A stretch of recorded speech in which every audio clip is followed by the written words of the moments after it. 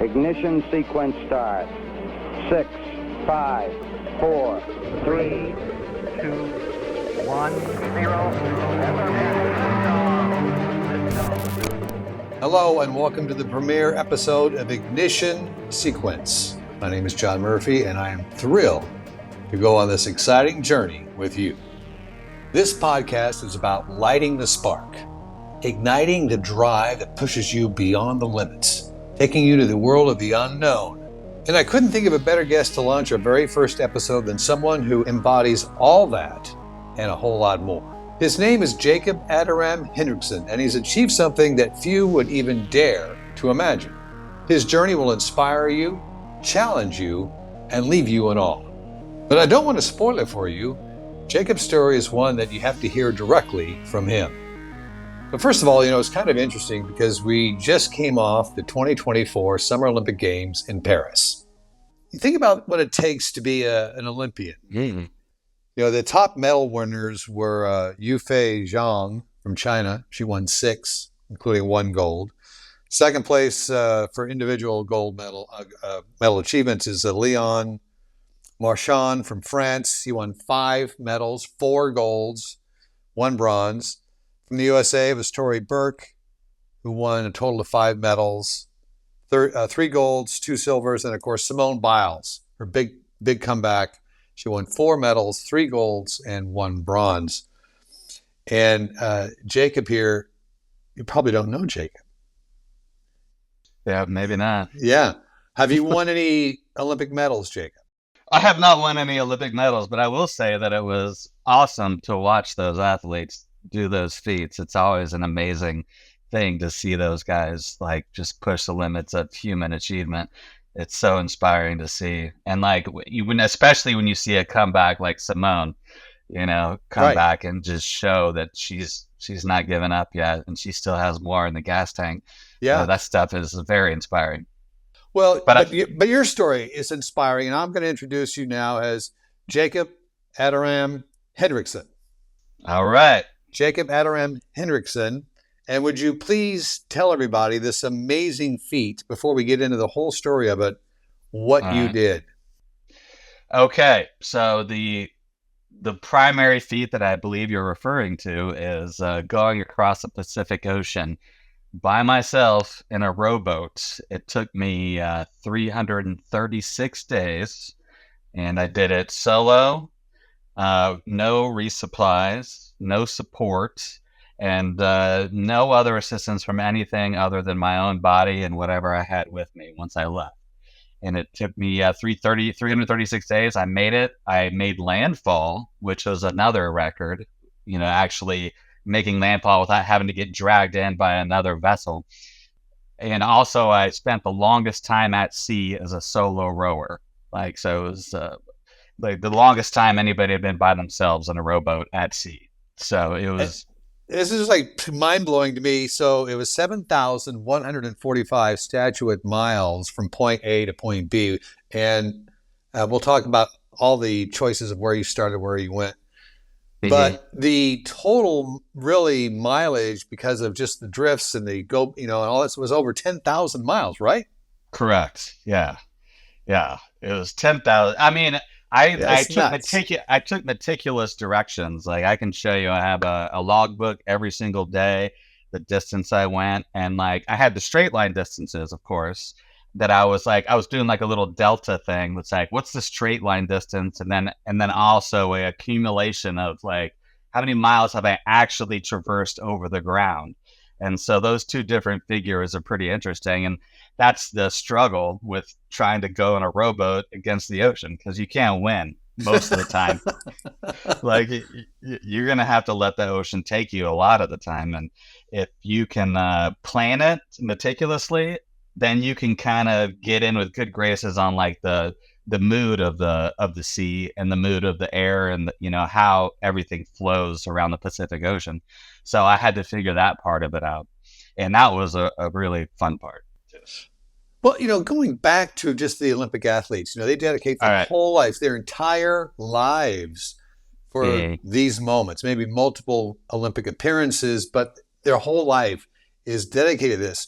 your whole life was not dedicated to, nautical work, nautical life. You did have a whole separate beginning, middle, and now where you are today, which we'll get into. But Jacob, my very first question is, what was that spark, that seed that was planted in your head where you thought, I'm going to try and row a boat across the Pacific Ocean, by the way, from east to west? Right. What was that spark? And what and led from you to north that? to south, like from all the way Kind of. from Canada, basically. I was at the Strait Juan de Fuca, like it's like the border of Canada and the United States, and then all the way to Australia. So north to south was the biggest challenge because like it varies in climate so much more when you go north to south. You know what I mean? And then east to west. But to get to your question, so the spark. So I'm a little bit of a different kind of person. Like I have always, like as a young child and through my development as a young man and as an adult, like I never really quite felt like I fit in. Like I just never felt like where I was in the world, it didn't quite match what my internal like beacon was pointing towards, kind of. So like I just felt like that what I was doing was not the right thing, so I need to change things up. And I just decided that I was like, all right, I have this great job. Like I am a Air Force military pilot. I could stay in here for 20 years, get a full retirement. I could get, full medical, dental for the rest of my life. Like that is like so many people just crave that. Just it's such an easy decision, but I just abandoned it all. What was your rank? What was your rank at this time? I was a major. I was an Wow. 04. Yeah. Wow. And you were flying jets, right? Correct. I was flying the A-10. Okay. A-10 Warthog. Are you familiar with that jet? Not really. I know the FA-18 and the F-16s and things like that, but I'm not so familiar with the Warthog. All right. So if you think of the F-16 and the F-18, they have more air-to-air roles. The A-10 is primarily air-to-ground roles. So it's more of it's an attack aircraft, but it's a single-seat fighter jet that is designed for close air support. And so you have deep like connections with the guys on the ground because those are the guys that you're trying to protect. But that is a very elite position in itself, being a fighter pilot flying a $100 million aircraft in wartime, situations. You're in an elite position already, and you felt like that wasn't good enough. Yeah, isn't that weird? Like, a lot of people feel that in their everyday lives. I got to this place where I was like, all right, so when I was in high school, like I just wanted to get out. Like I saw fighter jets at an air show one day, and I was like, I just want to get out, and I want to go do that. Like I couldn't make up my mind, I went, like you talked about, maybe showcasing some of my musical stuff, but so I had a decision between going between the University of Texas at Austin to major in music, or going to the United States Air Force Academy and becoming a fighter pilot. Let me just backtrack for 1 second. So in our pre-interview discussions, before we actually did the podcast, I had read your prep and noticed that you played saxophone. And I was going to ask you to play a saxophone for us today. And you said, I'm a little rusty. I'm not in the mood for playing saxophone. Let's just focus on the boat. But anyway, go ahead, pick it up. Yeah. So I had this choice between, am I going to be am I going to try to do this musician thing, or am I going to try to become a military officer and an aviator? It's like 180. It's like different worlds. So I not often, but every once in a while, think about, what that life would have been like if I went that way. So, so that mentality. So like I have so many different interests. When I was growing up, I was an Eagle Scout. I did sports. I was in band. I was just interested in a lot of different things. Yeah. And like, I was just trying to find a place to fit. And like, so whenever I went to the Air Force Academy, I eventually decided on the Air Force Academy. I spent some time there, and then I didn't graduate from the Air Force Academy. I decided to leave of my own accord, which was also a scary decision at the time. But I ended up commissioning before everybody that I left the Air Force Academy with. So I was an officer before everybody I left with. And so that worked out. So that decision to leave, and it still works out, and I still get to the place where I want to go, then it's like, okay, maybe I can entrust my intuition to start making bolder decisions, you know? And, but of course I had a 10-year commitment in the Air Force. Yeah. Minimum. That's after pilot training is complete. Yeah. So, and I had a year before I even started pilot training. So I graduated from Daytona Beach at Embry-Riddle Aeronautical University is where I ended up actually commissioning from. And then I went to Tyndall Air Force Base, and then I was waiting there. I was hanging out with F-15 guys, and I was flying with F-15 guys when I was there, which was really cool. And then I eventually finished pilot training in Oklahoma. I made it to Germany, and we can talk about my Air Force career if you want, but during that whole period, I was like, something is still missing. It's like there's something like I don't have all the pieces of what I'm looking for in whatever we call this life situation. And so I was like, I got to make bold decisions. And so I recalled that, like, I made that decision. I trusted myself, and I counted on myself to be able to get through the transition from Air Force Academy to a normal college to commissioning to becoming a pilot in the military. And I did it. And I was like, all right, so I can do some things. So it's like, all right, so let's make some decisions here. It's like you have a 10-year commitment. And of course, whenever the commitment comes up, it's like, we're not going to ask you for 1 year or 2 years. We're going to ask you for 6, or 8, and they're going to give you some decent incentives, in terms of monetary compensation and things. But it's like, it's not worth it. It's like, money, like I kind of, now in my position now, it's like value the money more than I used to because I don't have a steady income anymore. But I was like, it's not worth it. I have to make decisions to try to figure out what it is that's still missing. So you basically, up until that point, you really experienced manifest destiny. You were that person who could really you think of something and will your way to success in whatever you thought about, whether it was music, whether it was being a fighter pilot. So you thought, there's something still missing. I have to do something completely different, radical, dangerous, something to keep you going. To push my boundaries, to explore the edges. Like, I am not seeing things that I need to see.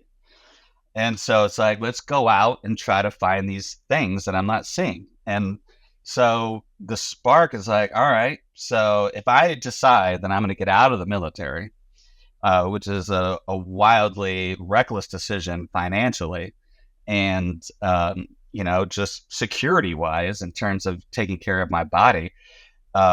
I was like, well, if I'm going to do that, then I have to make it something that's special and something that I can really learn and grow from.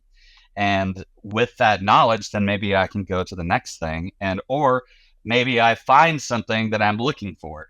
And like, that's the thing that I just didn't understand. It's like, I'm just looking for things out there, and we can talk about what I learned eventually, but, so I decided, it's like, all right, what do I know nothing about? I know nothing about maritime. I know nothing about ocean navigation. I don't know anything about sailing. I've never really owned a boat before. So it's like, all right, so let's kind of explore this arena a little bit. So that's some people would say that's insanity. I don't know, like, insane might be one way to put it. And whenever people would tell me that, whenever I was first,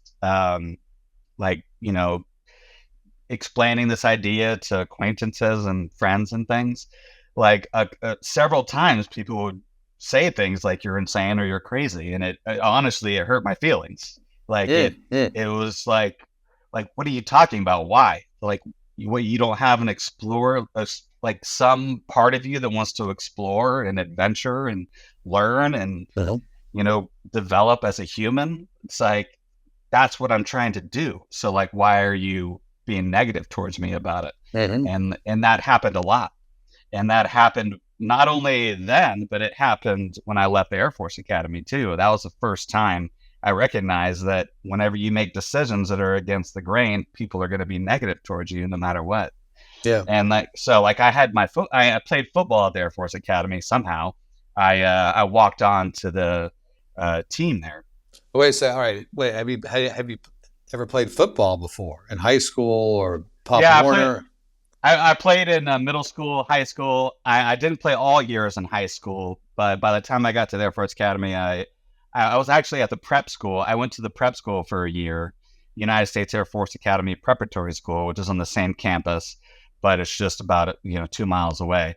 And at that place, I got in with because that's a place where they recruit like most of the athletes to get them ready to go to the Air Force Academy. So I was in with all those dudes, and like I was working out with them all day.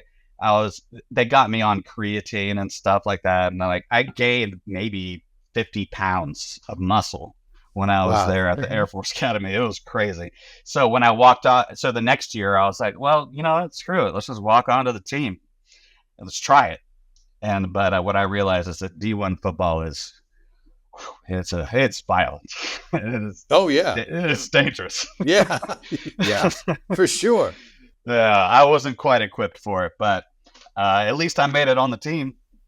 But I think this is an amazing story, an inspirational story of just an example of it's even more than just stepping into fear, because we face fear all the time in our lives, right? Relationships, being vulnerable in relationships, shifting careers at middle age, at 45 or 50 years old, starting a whole new career trajectory, getting married, getting divorced, all these big life-changing moments, they're fearful. They induce anxiety, they create panic. I think yours is even beyond that, which, science, creativity, the paradigm shifts that we've experienced as humanity on our planet comes with the individuals who agree to step out literally into the unknown. I think there's a big difference of stepping into fear, embracing failure, and then stepping into the complete unknown, which is what it seems like draws you, stepping into the unknown. I mean, that's the hero story, right? It's like, where does the one place that the hero always has to go? It's the dark forest where they can't see anything inside.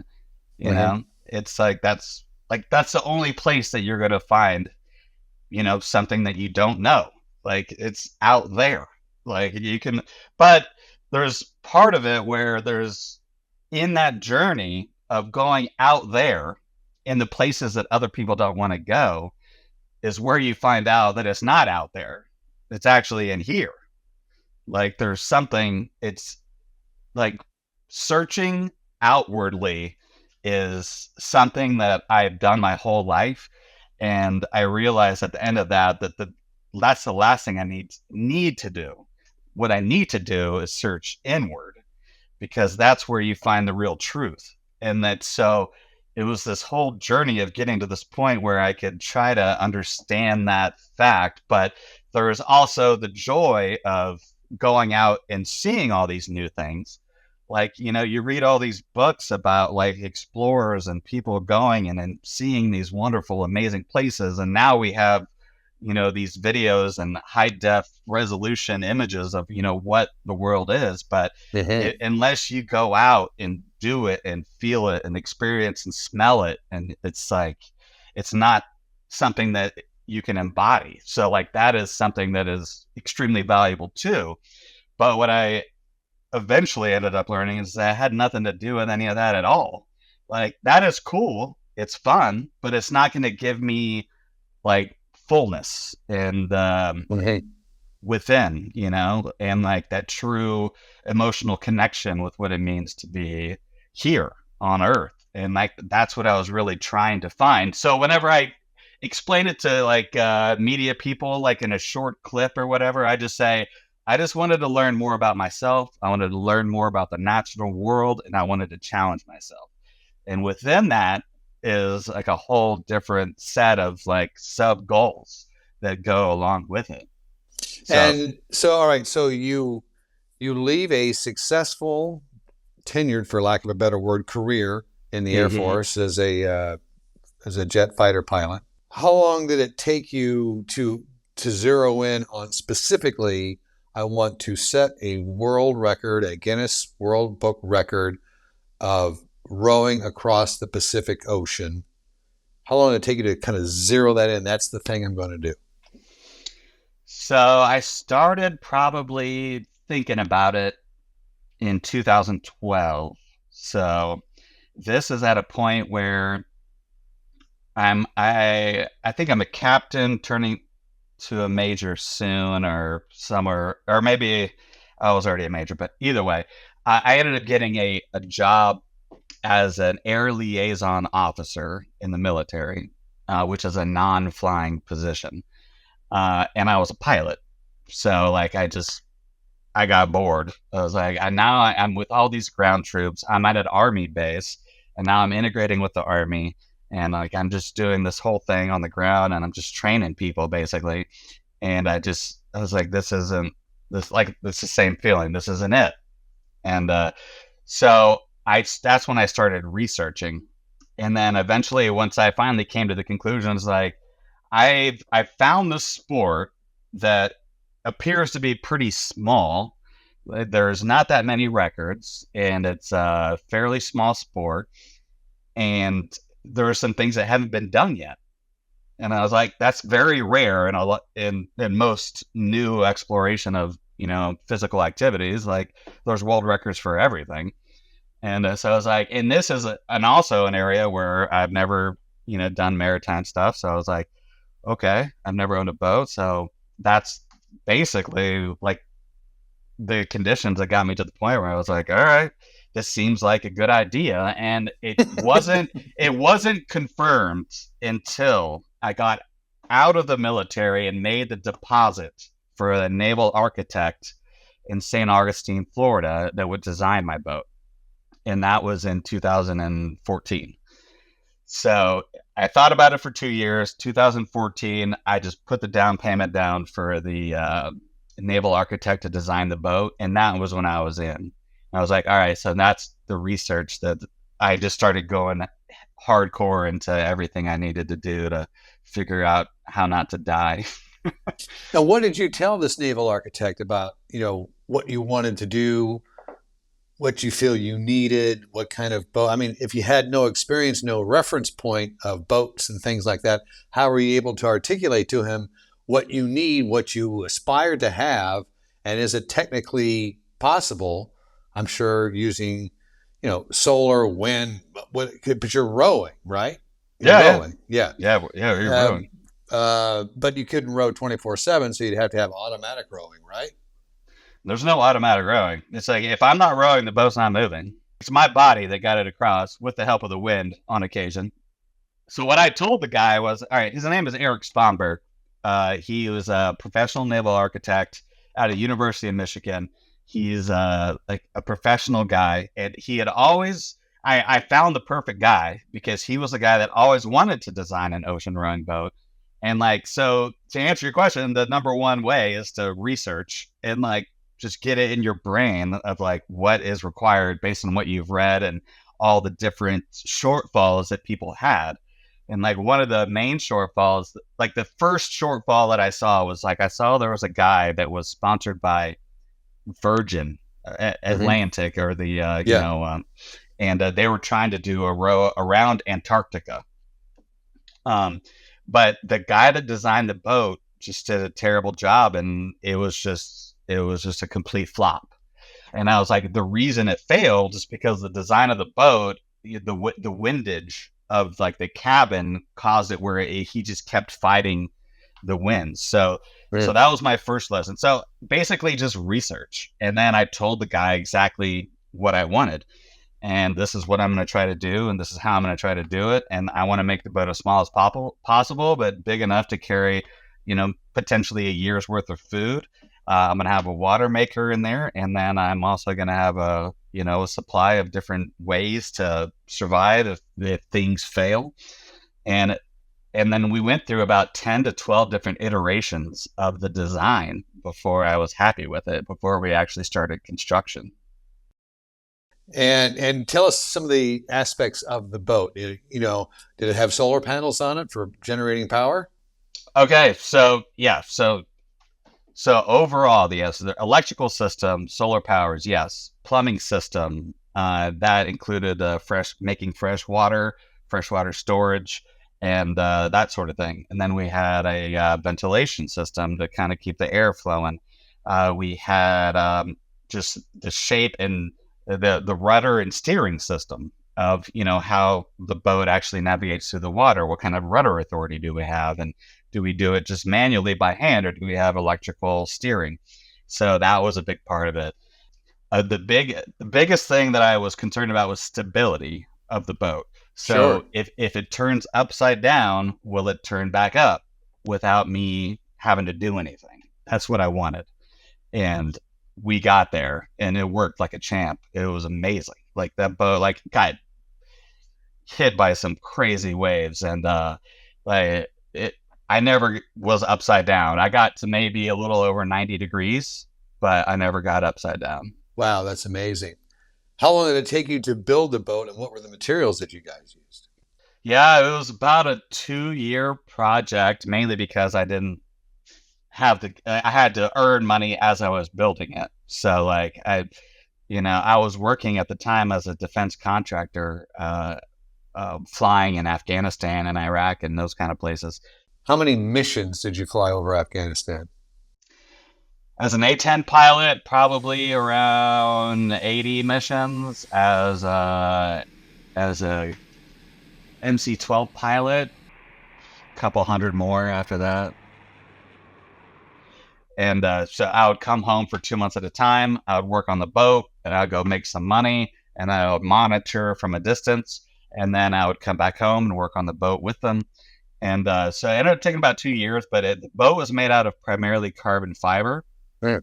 Some, the bulkheads, were made out of fiberglass, but it was primarily carbon fiber, and we had some acrylic, windows and, those sort of things. But it was a pretty straightforward design using carbon fiber. So let's talk about just the physicality aspect of this. Rowing a boat, 7,145 statute miles. That's from point A to point B, straight line. First of all, why did you choose the start point and the end point? What was your choice? Again, and looking at some of the preparation for this, other individuals who had attempted an east to west Pacific Ocean row crossing started in Peru. They started in Southern California. They started in San Francisco. What made you choose Nia Bay near the Canadian border in the Straits of Juan de Fuca, and then Cairns, Australia? I wanted to make it harder. That was it. Of course you did. That's who you are. That was a stupid question. I withdraw the question. Yeah, I was like, well, what if these guys have done this? It's like, why can't I do it from up here? Let's just make it harder. Let's do this. Now, Go ahead. It might add a month. It might add a month, but who cares? Let's plan for it. Let's do it. The prevailing ocean currents and prevailing winds. I was under the understanding that I'm not a weather scientist and not a meteorologist, that most of the winds would blow from Hawaii to the United States, and the currents, but it goes the opposite way. No, so it's very dynamic. So this is why I took several maritime weather navigation courses, just maritime weather in general courses. So if you think about the Pacific Ocean, it's between North America, Russia, Japan, that whole area over there. And in the middle of the Pacific Ocean, you generally have a North Pacific gyre that rotates counterclockwise. Okay. South Pacific, you have a general countercurrent that goes counterclockwise in the South Pacific. And that's constant year round. The currents change based on the seasons, and the winds change based on the seasons, and the center of the gyre changes as well based on the seasons. So I had to plan it in a manner in which where I could leave, that place that nobody else had left from in the northwest of the United States at a time where I could take full advantage of the gyre in that position in the central part of the North Pacific. So I could have that southerly flow of currents and winds on the East Coast. Got it. And then also, once I crossed the equator, I catch the counter of the other South Pacific, counterclockwise, gyre that would help me push back to Australia. So you had to account for all of those factors. And then, that was a cool part of it, is that I was able to get a better understanding of global weather patterns. It's you never think about global weather patterns. Is it raining or is it sunny? That's all you think about usually. But once you start thinking about how the whole global system of, current around the northern and southern hemisphere, how they go opposite directions and how they interact at the equator. And so I just learned about all those different aspects of nature. And that was part of the reason why I kind of went into this. It's stuff that I didn't know before. I had never had to think about it before. So yeah, so that was part of it.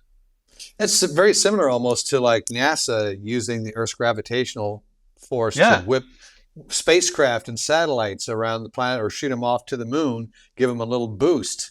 When the Spaniards were stealing gold from South America and Mexico, they would use the Gulf Coast, the Gulf Stream along the Florida coast to whip them back towards Spain because of that coastal flow. So you just basically caught a drift and just used it to your advantage to help you achieve your goals and journey, which is very smart. Using the science of meteorology. Yeah, just doing what you have to do to maximize your chance for success. And yeah, the learning part of it was the most fun part, but then also once you're out there and you're seeing it, it's oh, so now you can actually kind of integrate the knowledge with the real life of what is this really like. And then that's where the real learning comes. And that was the best part for me. Got a gigantic high pressure system out to the west over there. It's all the way west of Hawaii all the way to Japan. To the north of that, there's low pressures that are just barreling into the Gulf of Alaska. And right now to the east, there's another low pressure over there. It's kind of squeezing things this way. It's gonna be a good day to swim. So calm out right now. I'll be able to see everything clearly. The boat won't be slamming in my head. I'll get a fair warning.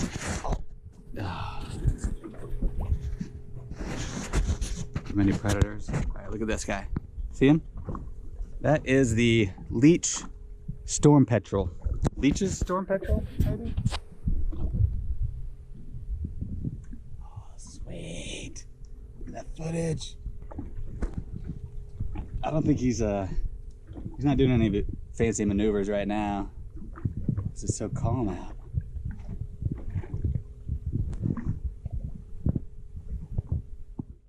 But the physicality, you're going to row 7,145 miles. You do get a boost from the currents and the winds. You've talked about that. But the physical stamina the human body would be going through for nearly a year.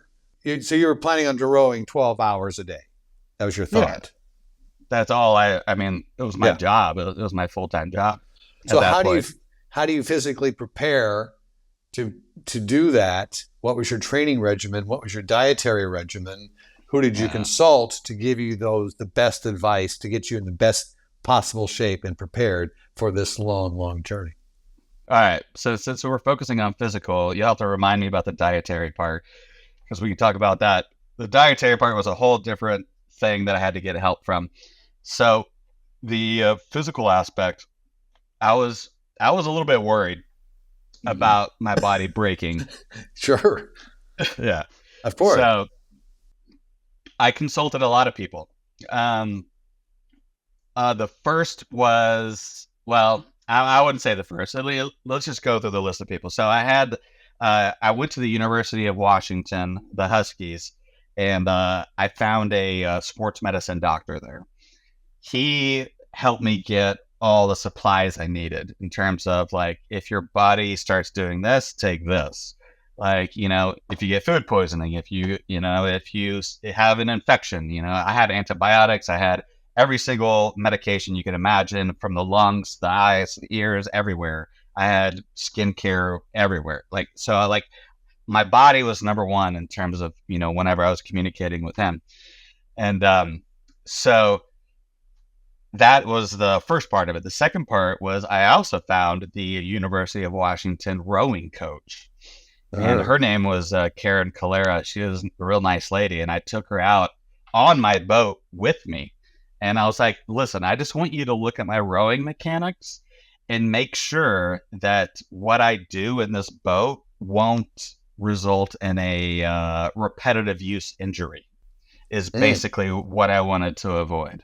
Yeah. So like elbows, shoulders, your wrists, you know, all that kind of stuff, you know, just the joint areas. And so I took her with me and she analyzed it and she gave me tips. So like I integrated that part of it.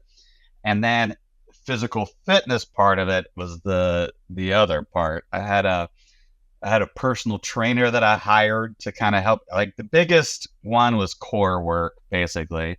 It's like, how do you stabilize? You have to stabilize your core when you're rowing all day and the boat is rocking like this all the time. It's like rocking 30 degrees left and right. So I worked on my core a lot. Of course, just straight, you know, rowing machine type exercise. And then, you know, just general strength and conditioning is all I worked on. It's like, how long can you row? And then just work on strength and conditioning and core work and then flexibility. So I worked on those things for months and months. And then I spent about 6 to 8 weeks on the water, actually just doing it every day once the boat was done. Okay, this is the point of the podcast where now people have been listening to your story, and I think people are starting to really ask the number one question. How many dates did you go on during this time? I was actually dating a woman at the time. Oh, no way. Yeah, I was living. Really? I was living with her, and it turned out she wasn't down with me leaving for a year, so that didn't work out. Wow! Wow! Wow! That's crazy, man. Say, hey, babe, I love you, but I'm going to be out in the ocean for a year. I promise I'll bring you something really nice when I come back. Not happy with it. So that didn't work out, but I'm happy now. I have another woman now, so everything. Okay, all right. I was just joking around. So, how many years did that take? So you have a couple of years designing, building the boat. You're in this training mode. When did it kind of all coalesce and come together when you were ready to launch? So it was summer of 2018. So yeah, I was getting real nervous, like, because I was like, we're getting to the point where it's like, you know, because you have ideas and you have plans, you can build something, but you don't have to get in it and actually do it, even if you spend all your money doing it. But so I was like, well, obviously I'm going to, because I committed this far. So that was whenever I had to say, like, all right, I have to leave my job now. And then that was basically when I lost my flying career, when I said I have to leave my job now. And I went from, it was built in Portland, Oregon. And I ended up getting the boat transported to Gig Harbor, Washington. And I ended up having a Arabella's Landing there. There was a marina that let me stay there for free, which was really awesome. So I spent about 8 weeks in Gig Harbor, and that was where it all kind of coalesced. After I left my job, after I was there in the same body of water that I was going to be leaving from, and then I just kind of did my final training and preparation there, and then I trailered it from Gig Harbor to Nia Bay, and then I left from there. Do you mind sharing what the total cost of this original design boat was? I mean, all my life savings, basically, it was about $350,000. Wow. Wow. Yeah. That's amazing. It was a lot of money. Like, I can't believe I even did that. Like, that's what I mean. It's like when I say, like, I don't need, like the money isn't not like that big of a deal. But now that I'm in the situation where I'm in now, it's like, okay, so money is more important now. I know, So but it changes. yeah, but you've got this amazing story, and it's an inspirational story, and that's the whole reason for our podcast and the company that this podcast is associated with, Accelerator Media, which is to inspire big thinkers, big dreamers, dream big, don't quit, go for it, step into not only fear, step into the unknown, because it may really excite you and it may elevate you to what your real purpose is. Exactly. Were you always this kind of kid? Did you always have this self-driven determination, motivation, desire, fearlessness to do these type of things? Or did you have to discover it? Or did somebody mentor it to you? Well, all right. I guess we have to get into the childhood stuff. The I was not mentored. No, I wouldn't say.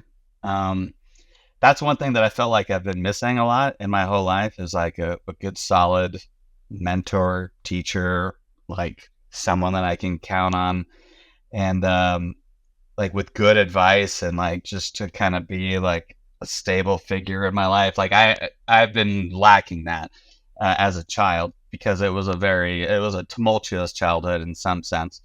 At the early ages, everything was fine when my parents were together. But then, of course, like around through third grade, they started getting divorced, and things started falling apart. I ended up in a foster home for a little bit. I ended up living with my grandparents, and so like I had a little bit of a disjointed childhood, and I think that part of it kind of made me more like or less dependent on others and more like curious and seeking in my own personal journey through this life. And so like I knew that I didn't want to be the kind of person that left their children in foster homes, and I knew I didn't want to be the kind of person that didn't communicate effectively and lead a good like life as a parental figure. And like I was just, it was a very confusing time in my life because I just didn't quite understand. And so I was just curious basically. And like, so I think the curiosity sparked in like the Boy Scouts helped me a lot, where I was able to just get outside and just learn skills in nature. That helped a whole lot. And that was also a way for me to connect with my dad again after the whole divorce situation. And so I don't know what it is that drove me, but I knew that whatever was happening in this house and in this household and in my life was not what I was looking for. Like I told you, it's like it's not there. It's not what I'm looking for. So like it was just curiosity and just trying to learn and find a path forward that made sense, and felt right, like the emotional part of things. And that's something that has taken a long time for me to try to kind of get a handle on it and make sure that I've actually healed from those things, and well, I think as just an outside observer, I think you have. And I was going to ask you, do you think, looking back now, that you're at a place where you can look back at this adversity, sadness, tragedy of your parents' family unit kind of being blown up? Can you look back on it now as a actual gift because it fueled you into this realm of pushing yourself out there to experience new things, try new things, be fearless, coming from a place of fear, becoming fearless? As an outside observer, and I haven't walked in your shoes, I haven't lived your life, I haven't experienced what you have, the good, the bad, and everything else.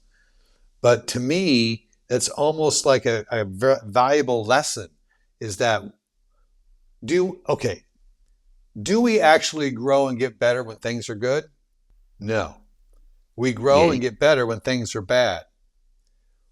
Why is it that the most precious stone to mankind, the diamond, is the most it's formed with the most friction, the most, Pressure, the most violence, in the mineral world to make it what it is. So pressure, bad things. I mean, I think that's a great learning opportunity, and not to say, hey, oh boy, I get to have some adversity in my life. Nobody wants that. We all try to avoid it. We all want peace and harmony and peace of mind. But sometimes the chaos and the adversity is what really helps define us and shape us. No, I agree with you 100%. So I wrote a blog about adversity once. And I think it's wildly important to experience it. But there's different kinds of adversity. Like you don't have to, like you can push yourself as opposed to getting beaten by there's different kinds of adversity. In terms of whether or not I am grateful, I don't know if that's the kind of question where it depends on your current state of mind, basically. Mm-hmm. So like if I'm meditating and I am at peace with the present and I am here right now, then I can be 100% grateful for all of it. Mm-hmm. But then, of course, just being a human, and if you let your ego get a hold of you, then you can start getting into this ego-driven fear and resentment kind of mindset. And so this whole part of it, in terms of my mental ability to handle it, was trying to learn more about that part of, what it means to be a human. So like I was really trying to, learn more about meditation, what it means to be stable in your mind, and like to have a clear vision and to be clear with your objectives and your goals, and to like make sure you have a stable foundation in which to move forward. And so like all of that was part of it. And so I was learning about that as I went through the journey. You named your boat Emerson. Why Emerson? It was named after my favorite dog. Oh, well, it's kind of interesting because I took a guess. Oh, okay. All right, let's hear it. I took a guess that this is funny. I took a guess that maybe you named him after Ralph Waldo Emerson. Okay. So see if this gives you goosebumps. I do like Ralph. Go ahead. So Emerson's greatest quote is this quote: "Our greatest glory is not in ever failing, but in rising up every time we fail." Hey, it's combined. It's a dual. I mean, thing. that's you to a core. That's you to the core. But I wanted it to be after my dog.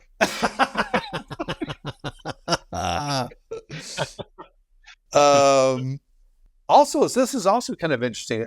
Interesting thread here. So Emerson was a transcendentalist. Okay, yeah. So what is a transcendentalist? And he said this: each person contains infinite and godlike potentialities. Yeah. Okay, and a glorification of nature has a creation and a dynamic force in which people can derive their true selves and commune with the supernatural. Exactly. Did you have that kind of experience out there in the ocean for almost a year? Oh man, I can't tell you. Like there's just sometimes you get to this point where, all right, so you can imagine all the stress of like the moment in which you get into the boat and you start the journey, you see people waiting at the dock and people have expectations, you have expectations, you have all this stuff in your head about like, how do we just get this going? And it's really stressful and it's scary because you're about to embark on this wild adventure, right? And then once you get out there and you're like, okay, we're doing it. And like one thing that I had to do is like, I was wildly miserable in this boat at the very beginning, like the first 3 weeks or so. I had like a little bit of nausea from the motion. Like I wasn't eating right. Like I wasn't kind of getting in my calories.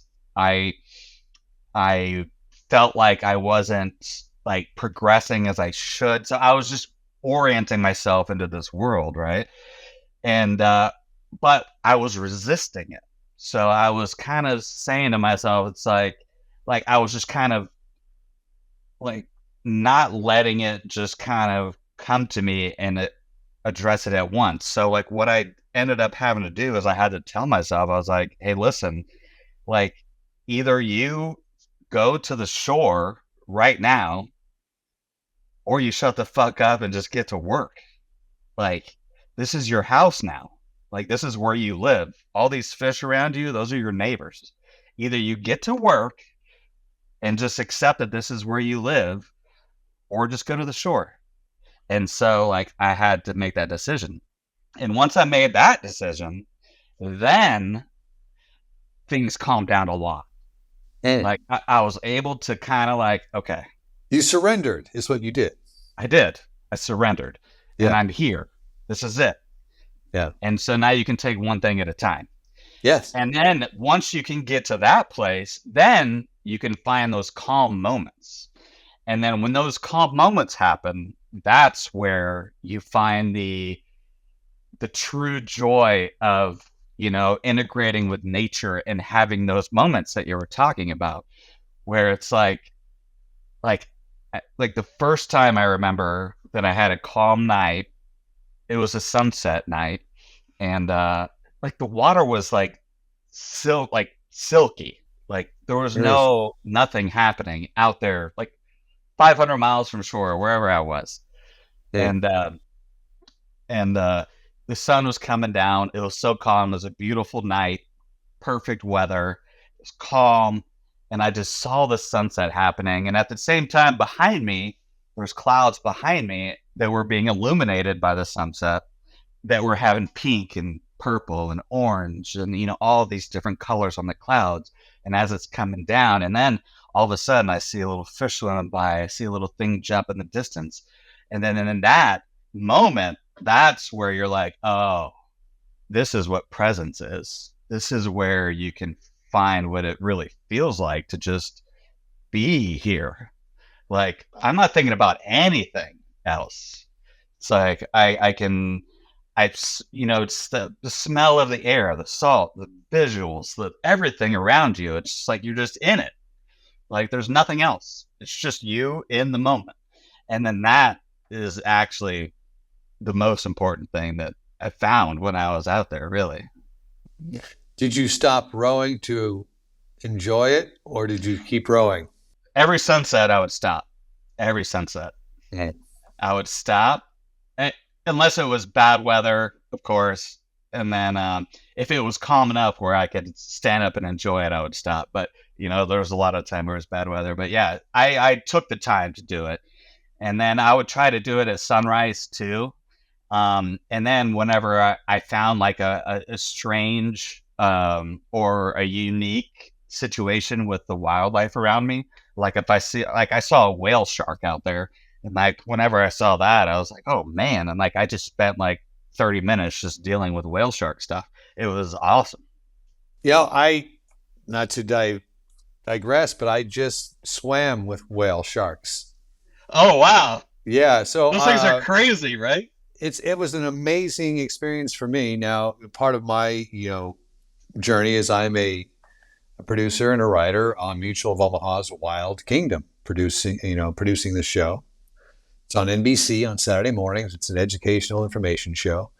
And literally just a week and a half ago, I got back from swimming with the whale sharks. There's a huge aggregation of them about 20 miles off the Yucatan Peninsula near Cancun. And they show up by the hundreds every May through September. And they do so because they eat all the eggs from the tuna spawn. It's a massive tuna spawn that goes on there. And by the way, just in case you know, there's like bonita tuna, tunini, as I think they call them. Each female can kick out about 1 million eggs. So wow. if you have hundreds of thousands of tuna all spawning at the same time, it's just food for these whale sharks, and they're top skimmers. You know, they eat plankton and krill and shrimp and tuna eggs, and they skim like little Roombas for the ocean. You know, they just go around and skimming. Fully adult whale sharks can be the size of a school bus.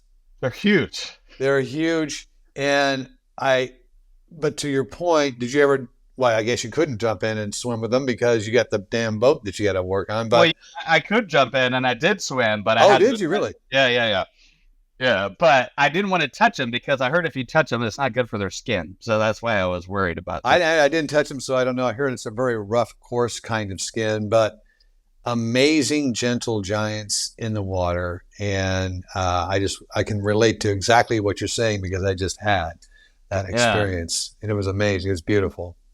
Oh, dude. And like, I remember, so the one thing with, like, obviously it's hard to monitor what's going on with all the underwater sea creatures, unless it's happening right around you. But one thing that I was able to monitor consistently was how the birds acted. Like, I don't know, like, I was very surprised that, like, every single day that I was out there, I saw at least one bird. Like, birds this big, like, wow, 1,000 miles from shore, like, just sleeping on the water, you know, like, that was the storm petrel that I was thinking of, that little bird. And, but I would have birds land on my boat. Nice. Nailed that one, dude. I would have, dolphins, whales, sharks are another thing. Like, I had to deal with a lot of sharks. And then, whales. I had a right whale just circle my boat 3 times and, like, just do a spout thing, like 5 feet from my boat. It's just awesome just watching these things. And then you see the hunting tactics, like, you kind of learn. So, like, I learned some of the whale hunting tactics, and I also learned all the bird hunting tactics, so I could identify the bird just based on the way they were flying. And so that was awesome too. So that's what I mean by, like, just, like, getting closer and more connected with nature, because it goes beyond the birds too. It's the sun, it's the moon, it's the stars. It's like how all of it is working together, and, like, actually learning, like, the cycles of, like, what does it actually mean, like, in terms of the moon cycles and, like, the different changes of phases and, like, how that affects the ocean. And, like, so you just learn all these different details that most people don't think about. And then so that integrates with, like, what you learn about the wildlife, but then you just learn it's all just the same thing. It's just one place where we are, and we just have to learn to love it and just understand it more and just, like, appreciate it. Like, I just don't think people appreciate it enough. Well, you've had a life experience that very few, the percentage of people who have had your kind of experience is so infinitesimally small compared to the global population. I mean, when you talk about it, I can hear your emotion come up. I can kind of see it in your eyes, and it must be. I don't know if existential is the right word or not, but I mean, it's just kind of like you're almost like face to face with, God's creation for sure. Mm-hmm. It's kind of an interesting thing too. You're using science to kind of get closer to God, and sometimes, there's this big argument whether God and science are completely separate, but maybe they're not. I personally believe that science is a way for us to discover God's creation, and it reveals more and more to us. Was that kind of your experience? Well, I'm very scientifically minded. Like, I am more engineer, number based kind of person. Yeah. Growing up, and like, I have a minor in mathematics for some reason, and but what I learned is that, that stuff is, like, very helpful and a good thing to have in terms of learning about certain ways of viewing the world, but it's only certain ways of viewing the world. It's the material, like, what can we measure and touch, and But there's that whole other thing where those things that we can't measure and can't touch. And that's the stuff that science stays away from, of course, like consciousness and like, that kind of stuff. Like nobody knows what any of that is. And so it's like trying to use that same, scientific mindset, but also allowing yourself to surrender to the possibility of just wildly different things that are not even imaginable, from the scientific perspective, because it's just emotion and feeling and experience. Like there's so many different things that are possible, and like we just don't know. And that's why I'm always one of these guys that are just out looking for stuff. Like I'm just looking for different things. Take us through a typical day out there on the water for 336 days. All right.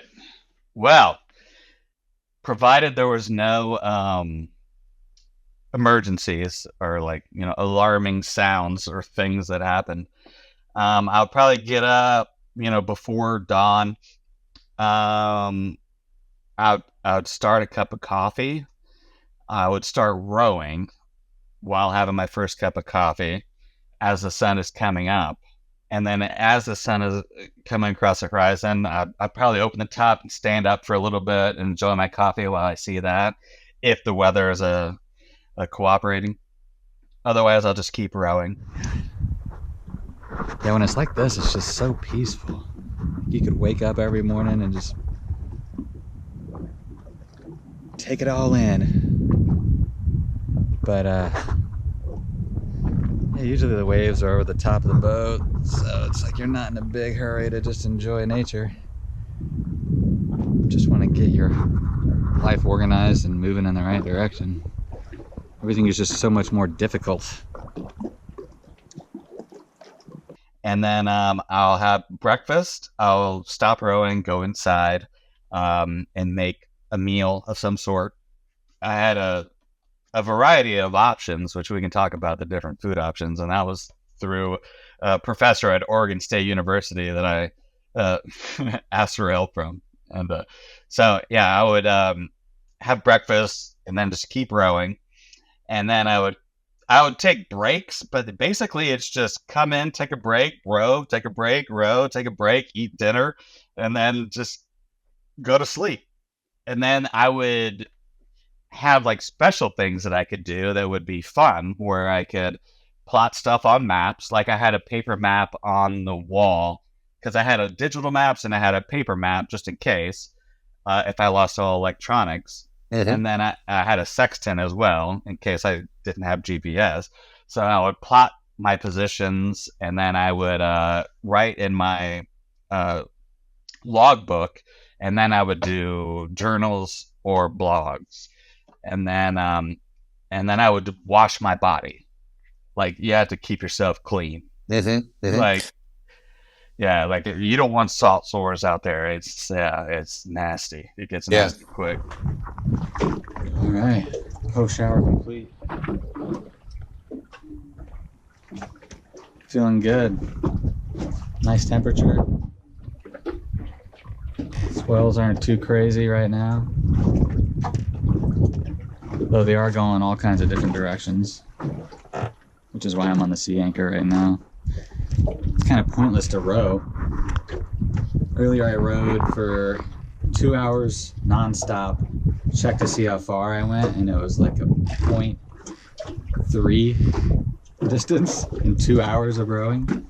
I was going somewhat in the direction I wanted to go at a rate of 0.15 nautical miles per hour, which is kind of, it's like, is it even worth rowing at that point? It's like, why just save your body until the conditions are better, right? And like, you know what's amazing? I was out there for a year. I didn't get one sunburn. Really? Yeah. That is amazing. That's self-care right there. Congratulations. Did you get scurvy? The old sailor's disease? Lack of citrus? I didn't get scurvy. I didn't get any. Like, the worst I got was food poisoning. I did get food poisoning once. From what? Oh, man. It was a rough day, man. So, So the one thing that I really Bad sushi. no, luckily it wasn't bad sushi. Well, so the one thing that I missed the most while I was out there, eating wise, was fresh meat and vegetables, basically.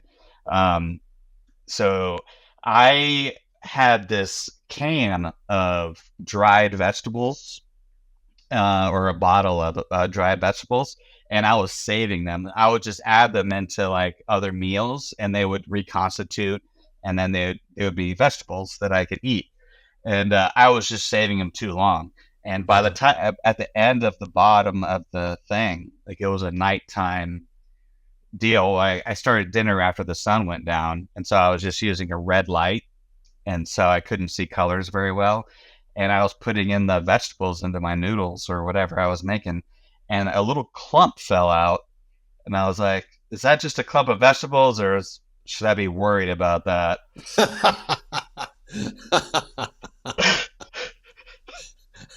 so, so I ignored the worry, and I ate it all, and it was just a ball of mold that I ate, basically. And no. yeah, I was violently ill for. It was nasty. It's nasty, but yeah, it was.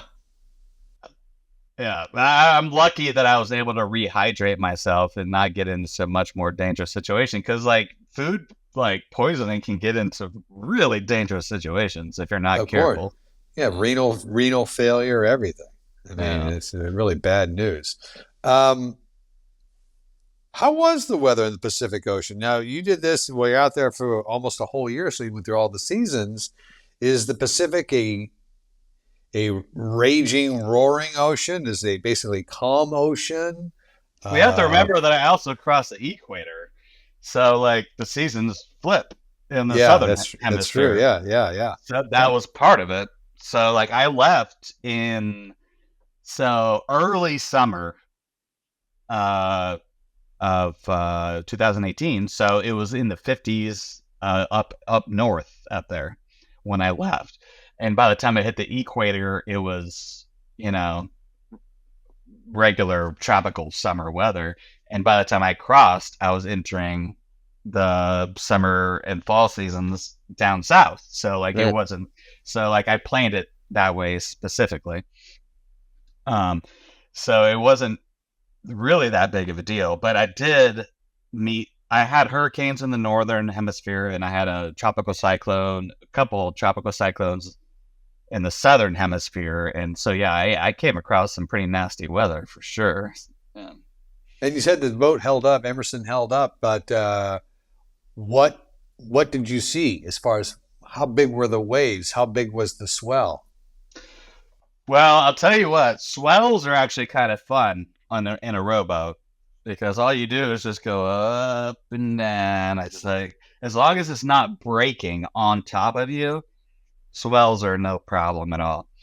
So I kind of like the swells, because you would sometimes get like 10 feet of elevation, and you could kind of see further than you normally do, which is nice.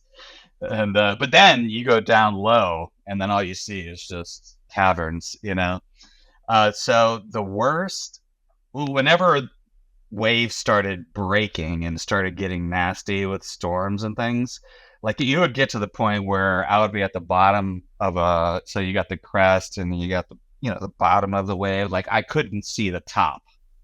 Wow. Like the trough, from the trough to the top, I couldn't see the top. And it got pretty scary. But the scariest parts was the breaking waves. So whenever those tall waves start, the wind is so strong, they start pouring over. That's when it gets really scary. And, how big would you say they were? 50 feet, 60 feet? You know what? It's hard for me to make a measurement just based on my eyeballs, from that experience, because I wasn't trying to do measurements. I was trying to make sure that I was listening, so that like I could prepare if there was a sound coming that would be a threat to me, and so I could react. So I was more focused on the feeling of the water and the sounds, and not so much visually about how tall things were, but it got to the point where like it was like there was waves that went over my boat, like that kind of thing. Yes. Yeah. And what part of the Pacific Ocean were you in during these type of violent? Well, those violent ones were in the Coral Sea down in near Australia. Yeah. Wow. Yeah, the west of Papua New Guinea, east of Australia, somewhere around there. That was the worst one. And so like I was kind of making it in at the tail end of that season. So like, that was part of the planning. And that's the thing. It's like once like the seasons change, like in Australia, like sometimes the winds are coming from the northeast, but once it turns to winter time down there, they start coming out of the south. And so like that would be the opposite of what I need. So like I had to plan all that. So as long as the wind was going in the right direction and I was somewhat safe, like the weather wasn't that big of a deal, thankfully. What about the shipping traffic? Did you see a lot of different ships and boats and sailors and sailboats? And you see a lot of people out there? Did you not feel alone a lot of the times? Or did you feel... I felt alone the whole time. Yeah. You did? Yeah. Yeah. Like I talked with maybe 3 different boats on the radio. One guy was interested and wanted to have a conversation with me because he just saw my tiny boat. One guy was a shipping container at night. The closest one that came to me was at night, a shipping container maybe, I would say 200 yards away. And like, I mean, when you see a shipping container from a rowboat, it is crazy. It's such a large vessel. You mean a container ship is what you mean. You're kind of like flipping it, but a container ship. Shipping container, yeah, container ship, yeah. Sorry, a cargo ship with shipping containers. Just cargo a ship, big ass ship. Yeah, with shipping containers on it. Yeah, and so like I woke up to alarm on my AIS, and I was like, oh, there's a boat coming, quick. And that's one of the times that I used the bubble top area. I looked up, I was like, oh, I see it right there.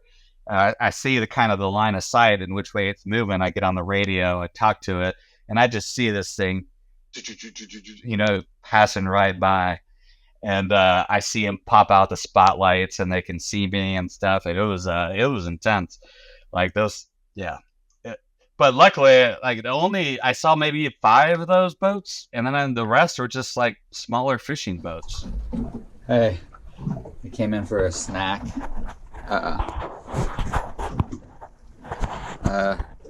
Nutella, honey, on a tortilla, and an alarm came up. It says Scarlet. Looks like it's gonna closest point of approach 14 minutes from now.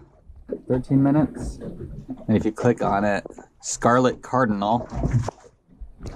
It's a cargo ship.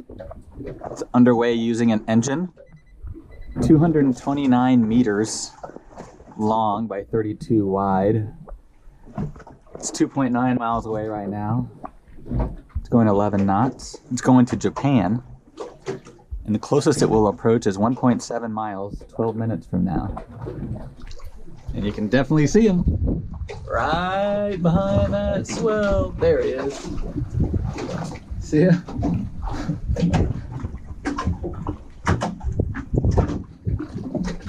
So crazy looking. I know you talked a little bit about, the wildlife there. What's the most breathtaking thing that you saw? I know you talked about the sunset was pretty amazing. From an animal perspective, anything else did you see any kind of like, the glowing, algae in the water or any colors in the water? All right. Well, I went swimming with the sunfish. That was awesome. Have you met a sunfish before? Those things are weird. No, I have not. They call it a mola as well. I don't know. It's like the largest, boniest fish in the ocean. It's a weird fish.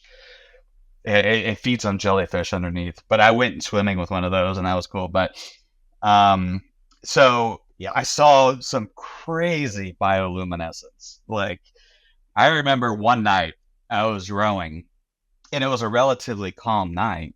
And as I rowed, like as I pulled my oars out of the water, it would glow dripping green dots of water off my oars. And as I went through the water, just green, whirlpools of swirls.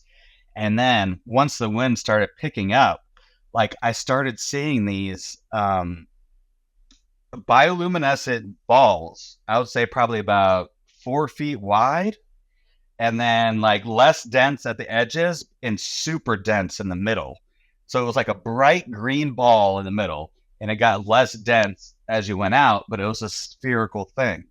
And then it started, and there was probably 25 of them around me flashing like lightning.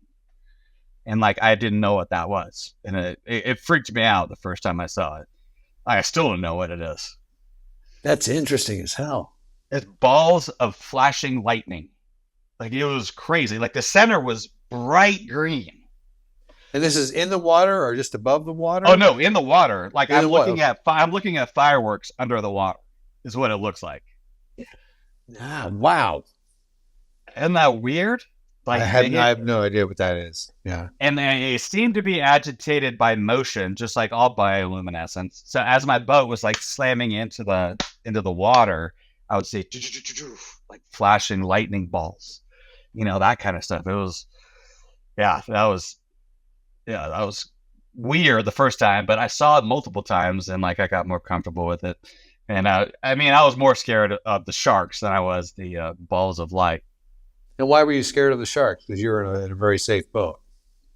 Well, just going in the water, because like the bottom of the boat has a blade of paint on it where it kind of sheds when things grow on it. So like I would have to go down on there and remove the barnacles. I see. Yes. To help me, keep a good pace through the water, because it'll slow you down by a knot. Like if you let it grow too much. And so I would go out and swim in the water and clean these things, and like I would have to, like, before I would go in the water, I would scan the horizon to make sure there's no sharks nearby, and on both sides. And finally, if it was a calm enough day, I didn't see any tail fins in the water, I would jump in quietly and scrape the bottom. But one time so I would get, like I told you, I'd get birds that would land on the boat in random places, and the most common bird that would land would be the boobies. We had the blue-footed booby and a red-footed booby, and like there was a masked booby. There's different kinds of. I had a brown noddies, different birds that would land, but the boobies are the most common. And one morning, a booby landed, or one night, a booby landed on the boat. He hung out there and just slept on the boat overnight. And it's like, that's cool. And then I would see him in the morning, and then they would fly off. But this particular one dropped a deuce all over my solar panels. So the birds will get you every time, no matter where you are on the planet. No matter where. They say it's good luck, though. If a bird craps on you, it's good luck. So I went out there like on my hands and knees on the back of the boat. It's a calm morning, so I don't attach myself to the boat. So I'm like cleaning the solar panels, washing it in the water. And then as I'm doing this, a whole flock of these birds show up. Like I'm talking that 1,000 birds like show up, and like they just start diving into the water, just like there's a school of fish over there that they're just trying to get. And like I just get distracted by this while I'm trying to clean this solar panel, and then a wave that I don't expect just knocks me off the back of the boat. And I, like my head pops out of the water, the boat is already in front of me and it's leaving. And I'm like, that freaked me out. So like, and I wasn't attached to the boat, so I started swimming. I swam. I got to the middle of the boat. I jumped in, and as soon as my feet cleared the water, 2 8-foot sharks right under my feet. So that is why I was afraid of sharks. I don't blame you. Yeah, I don't blame you. Did you catch the species of the shark? Was it a bull or a white? I think it's an oceanic white tip. Wow. Yeah, I think mainly that's what I had out there with me. I had 4 that followed me for almost 3 months, and I saw them get bigger as they followed me. It was weird, like, because because the bottom of my boat has shade, so there's little fish that show up there. Yeah. That attracts bigger fish, and then the sharks show up. It's amazing Yeah. how the ecosystem works. Like Yeah. that. It's crazy. Did you stay in communication with anybody back on the mainland on a regular basis? Well, so what I ended up doing was like I couldn't afford like an official team in any way. So like I got a sponsorship with Weather Routing Incorporated. So they would give me weather updates. Eventually, about halfway through, I just told them to stop because what they were providing me wasn't. I could have just got the same info because I was downloading my own weather information from satellites. Got it. And so I eventually just told him to stop. It's like, all right, you're good enough with this. And so the only other contact I had is I had a short team that I created, which is basically just my cousin and his wife. And I gave him maybe a 20-page document with contingency plans about everything I could possibly imagine. And I gave him a Chromebook with all of my stuff on it and like where to find everything. Like if you need to call the Coast Guard in Australia, here it is, all those different things. And I gave him the laptop and here's everything you need. Please keep in touch with me. And yeah, we were able to keep in touch throughout the trip. So that was actually it was a cool experience for them too, which was fun. Did you have any breaking moments where it became almost too much that it's like, you know what, I bit off more than I can chew. I really want to just, radio and call for help to end it all. I mean, my body's exhausted. Did you ever come up against that inflection point? Isn't that weird? Like not once. Like I had maybe a brief moment where I was approaching Hawaii, like from Nia Bay. Like I was behind schedule. Like I wasn't making progress in the first few months or the first couple months as much as I should have. And so I was behind schedule pretty significantly. And so what I realized is that if I were to have kept that same pace from that position, it would take me 22 months to get there, which means I only have 11 months of food, maybe. Yeah. So I seriously contemplated maybe stopping in Hawaii. But then I was like, all right, let's think about this. You still have a freshwater source. Your body still works. You still have months of food available. There are more islands in front of you. So what are you doing? Just keep going. And that's what I did. So I never had anything other than that. What does your mind do day after day, hour after hour? I know you're concentrating on rowing. You're probably looking at your course. Did you have enough focus on just maintaining the boat and keeping on course that your mind didn't get distracted and wandered and go crazy? You'd be surprised to learn is that your mind doesn't do that anymore. Like once you're there and then you have a singular objective and all you're doing is being in nature, you don't have a job other than just surviving and moving. You don't have relationships out there. You don't have, any kind of work commitments. You don't have anything. It's just you, nature, and surviving. So all of those thoughts go away. Like they just don't even show up. Like it's more of just like, becoming closer with the present and like what is around me. And like the closer you can get to that, the more effective you are, like in general, like not only out there, but in the world in general in life.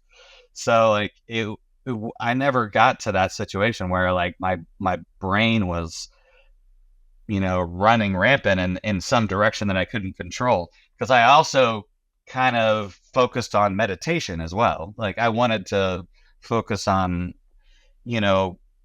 learning to discipline my mind more effectively, and that was part of the process. So Jacob, I'm really curious, did Australia know that you were coming? Were they expecting you?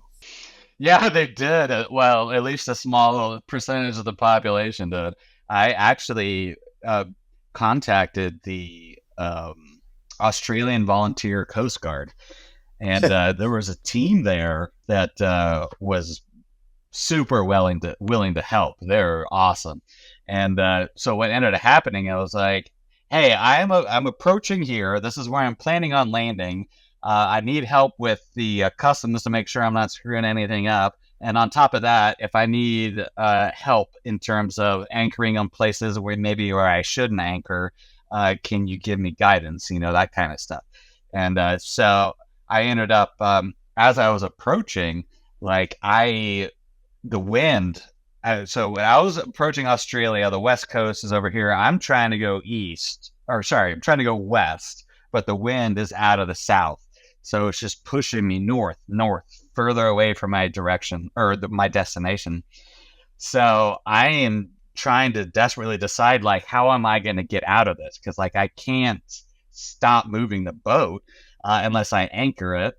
And then I can't, keep rowing for the next 36 hours or I'm going to die. I just have to do something. So, I contacted the Australian Volunteer Coast Guard. And I said, hey, this is where I'm at. I'm going to try to anchor here. Are you cool with that? And they're like, okay. And it feels like they actually gave me advice. And if you're going to try to do that, here are some things to do.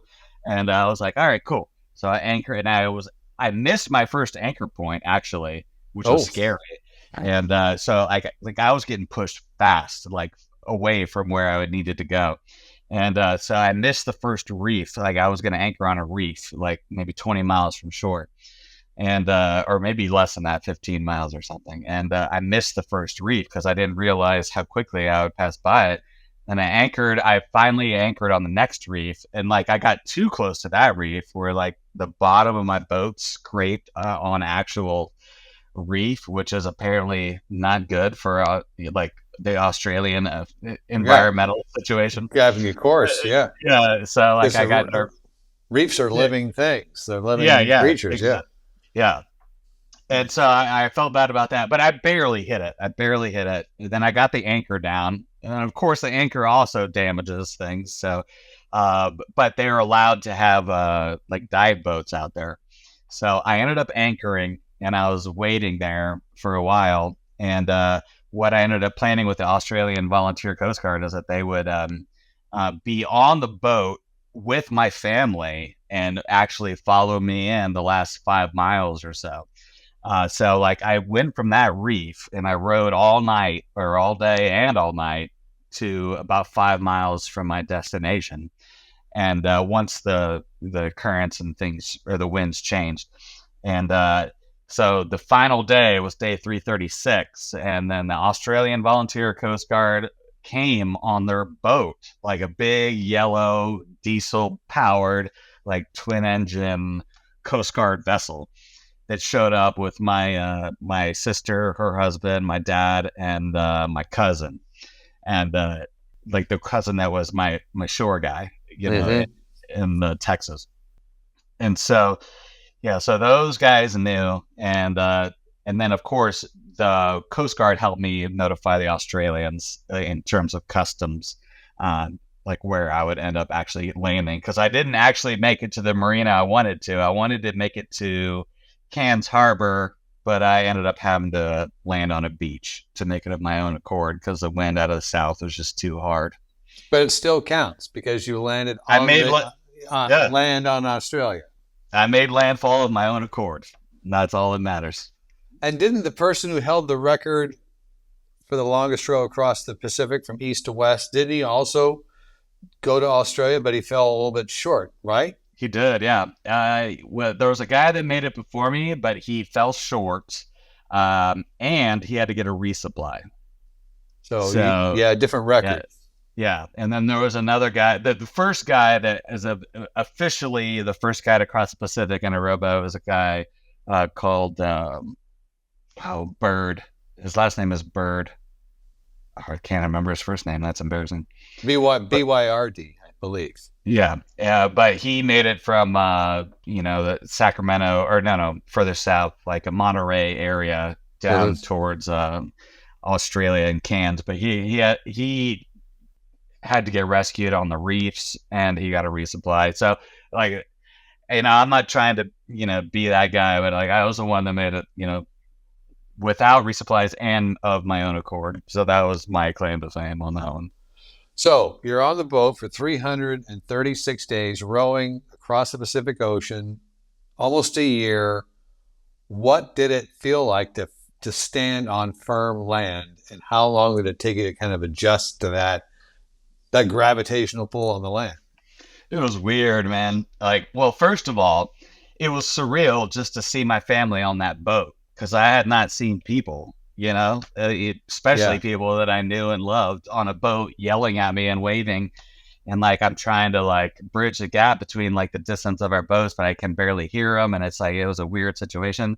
And then when I finally made it to shore, there was news cameras. There was there was a bunch of people on shore, and a bunch of people came out to help me with the boat. So like, it was a kind of a chaotic event because I was trying to make sure the boat was safe and it wouldn't broach on shore and kind of like, roll with the waves and stuff and just destroy all my things. So it was more chaotic than it was surreal until I finally like made it back to the actual marina and I was able to kind of stand on shore on land, not, you know what I mean? And it's just like actually just kind of look back on my boat safely. And like, it took a while to get to that point. And that was when I finally was able to do that. It was pretty surreal because it's like, there's just so much happening. You got the Coast Guard, you got family, you got news crews, you got, there's the boat that's crashing into the shore. You got, there's so much stuff happening right at that, actual moment that you don't have much time to actually take in what it really is until you get the job done. But in terms of standing on my feet, like I immediately fell underwater and couldn't stand on my feet very well. Like the legs and the muscles in my legs didn't work right for at least 2 to 3 weeks. So you did have muscle atrophy out there. For certain muscles, like my quads, my calves, everything was fine. But like the small muscles that you use to kind of manipulate your ankles and your knees and stuff, like those muscles are the ones that got real sore. Were the Australians welcoming and thrilled, or were you kind of a nuisance to them by doing this thing? No, they were very welcoming. Yeah, they were cool. Yeah, they were cool. The Australian Coast Guard, they actually took me out to dinner. They gave me a plaque. Like, I had people come out, give me presents. I got a medal from a lady. Like, she just made a medal, engraved it with the dates and stuff. But wow. the wrong dates, but it was still a nice sentiment. It's the thought that counts, right? It's the thought that counts. Yeah, like everybody was super cool. Yeah, and I couldn't have asked for a better welcoming experience while I was there. And like I made it onto the radio, the local radio station there, and like it was pretty interesting. So you were in the Guinness World Book of Records for completing the first solo, non-stop, unsupported ocean row from Neah Bay, Washington to Cairns, Australia. Does your record still stand in the Guinness World Book of Records today? As far as I know, it does. And longest time at sea for a solo ocean rower. The 336 days. Yeah. So that record still stands. Well, we looked up some other record holders, and so you share a record in the Guinness World Book of Records with a guy named Sonny Molina, who walked the farthest distance barefoot on Lego bricks. Lego bricks? Yeah, he walked 5.5 miles barefoot on Lego bricks.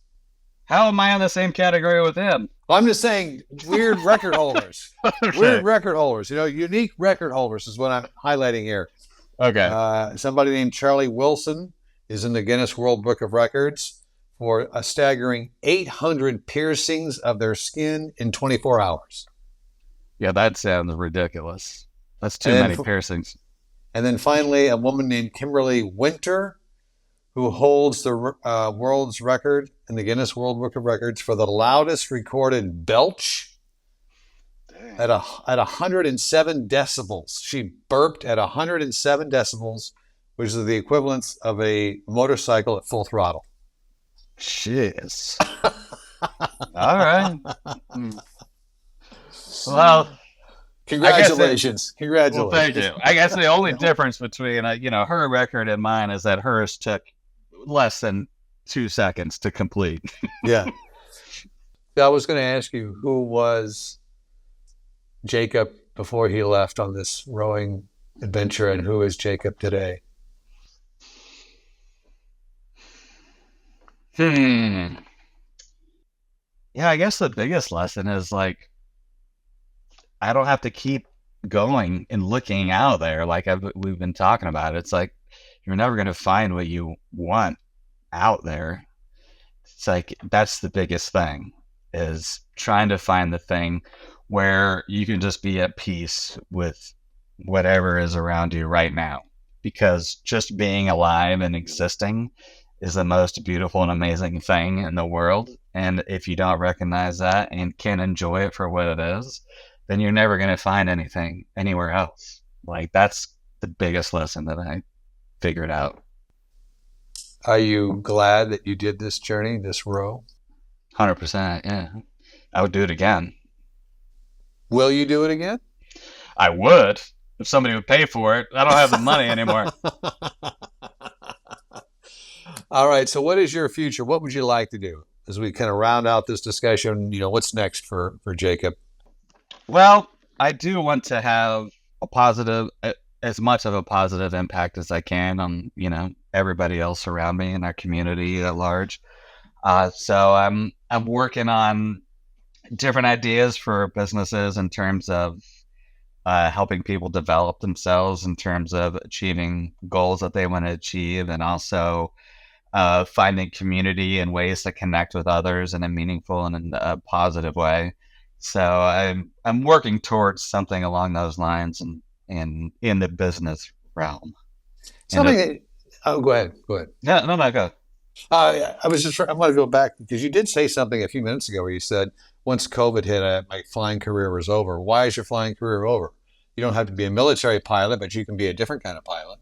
You're right. So the reason I said that is because coincidentally, at the time in which I lost my job due to COVID, I also gained a condition in my left eye in which disqualified me from gaining a FAA medical certification to get a pilot license anymore. So like, I'm legally not allowed to be a pilot anymore. At any level, not even a private pilot? No level. Wow. How does that make you feel? It's devastating. It's devastating. I'm sure it's wildly devastating. Like, I didn't expect that. Like, I thought I would be able to go back and do those things and make the money I needed to make. And now, like I got debts, I got, all these different things. I can't, was this thing in the eye, was it because of this row? No. It was some other random genetic thing, I guess. It's called, it's one of those things where like nobody really knows why it happens or how to fix it. It's called central serous retinopathy, which is basically like fluid under my retina on one eye. And it's supposed to go away on its own, but it hasn't. So I haven't been able to. Yeah, it's been. Well, you know what? The poetry of it, if you want to call it that, is that you're now standing at the precipice of stepping into the unknown once again. Oh yeah, I know, but this is it's actually a scarier unknown. Isn't that weird? Like, it's a scarier unknown. Like I can deal with the ocean, I can deal with the birds, I can deal with the sharks, but like this thing where I have to deal with people and like paying for things and like integrating and like doing all these different things you have to in society in order to like be a normal person, like those things got limited for me, and that is scarier for some reason. But I think you're going to find a way. I know I will. Yeah, you'll find a way to get through it. Oh, I know I will, but I'm just saying that like whenever people think about the fear of like trying to do something crazy, like whatever you're already experiencing is just as scary. So like there's no reason to be afraid of going to do something that you dream of. Like if you want to go surf the biggest wave and become the best surfer, go do it. Like, it's not as scary as becoming like this person in society that can't exist. Like, that is scarier. Like, just go do the things. Like, that is what will get you through the scary parts. And we'll just end it on that, because that's a beautiful thought. And Jacob, thank you so much for being on this inaugural podcast. It's been great meeting you. It's been so inspiring to hear your story. And I know it affected me, and I hope it affects many, many others. And we'll talk to you again, hopefully soon. All right, John. It was nice to meet you. And yeah, hopefully we get to chat again. I would like to learn more about you and your film stuff. Oh, well, that's another 2-hour podcast. That's enough. Yeah. But similar journey, only because I'm a kid grew up in a small town in Nebraska who had dreams of being in this business, this media world, film, television, radio, podcasts, and things like that. And I found my way.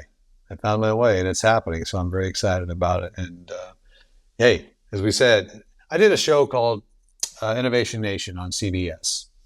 And I think that's one of the reasons I was invited to host this podcast, is because I've done a lot of work talking to people and learning their story about creating things, breaking glass ceilings, breaking barriers, pushing forward. And the Mo Rocca from CBS Sunday Morning is the host of our show. Great series. Proud to be a part of it. Won Emmys and all that kind of stuff. But we ended the show with this line every time. It was a dream big, don't quit. Mm-hmm. And if more people had that inside of them, I think we have a lot more happier people on the planet. Well, I mean, those are nice words, but it's hard. It's hard to live up to those things. Yeah, because it's easy to be afraid to dream big because you don't know if you can do it. But like I said, of course you can. Yeah, like if I could do that. Like, I'm just a small town boy from Texas. Like, yeah, doesn't matter. You've already done it, and you'll do it again. I know you will. And we'll have you back on some other time. All right, man. All right, Jacob. Peace, love. Take care, okay? All right. Ignition Sequence is produced by Accelerator Media, a nonprofit organization dedicated to inspiring a lifelong pursuit of knowledge. Join us every week as we dive into the science, the stories, and the extraordinary journeys that challenge our understanding of the world. Subscribe now and ignite your curiosity with us. Ignition Sequence. Listen, learn, repeat.